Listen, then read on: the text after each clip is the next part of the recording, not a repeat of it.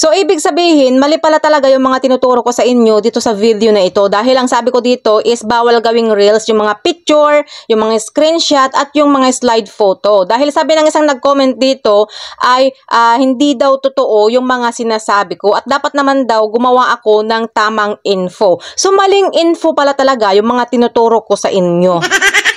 Kaya pinuntahan ko yung account niya, guys. Meron pala siyang mga static video. Kaya pala ganun na lang siya makareact sa akin.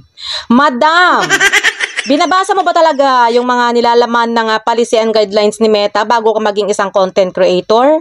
So kung hindi mo pa nabasa, madam, eto, in-screenshot ko na lang sa'yo para dito mo na lang basahin. I-post mo na lang itong video, madam, kung mabilis masyado para mabasa mo ng maayos. Or pwede mo rin siyang screenshot para basahin mo na lang siya mamaya.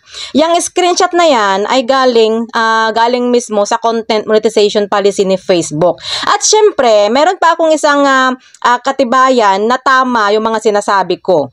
Ito naman, guys, ay galing sa Google. Pwede mo rin ito i-post, madam, para mabasa mo ng maayos. Or pwede mo rin siyang i-search mismo sa Google para ikaw na mismo ang magbasa doon. Or pwede mo rin siyang i-screenshot ito para basahin mo lang siya mamaya. Hiyang-hiya naman ako sa iyo, madam.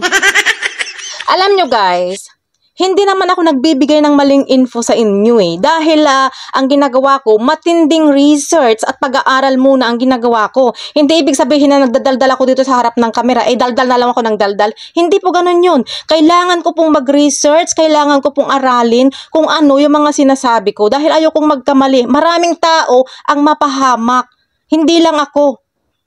Bago ko i-share sa inyo yung mga video, guys, inaalam ko muna, nire-research ko muna bago ko i-share sa inyo. Pero yung mga naranasan ko na, syempre, hindi ko na nire-research kasi danas ko na Parang kumbaga, si-share ko na lang sa inyo kasi naranasan ko na. Pero ito kasing static video, hindi ko pa talaga ito naranasan dahil alam ko naman talaga na bawal.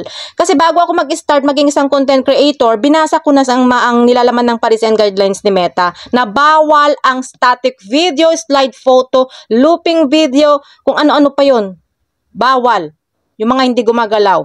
Dahil ang video, guys, na pwedeng gawing video, long form video o reels, yung gumagalaw tayo, yung gumagalaw yung video. Hindi naka-stack na picture. Hindi slide photo.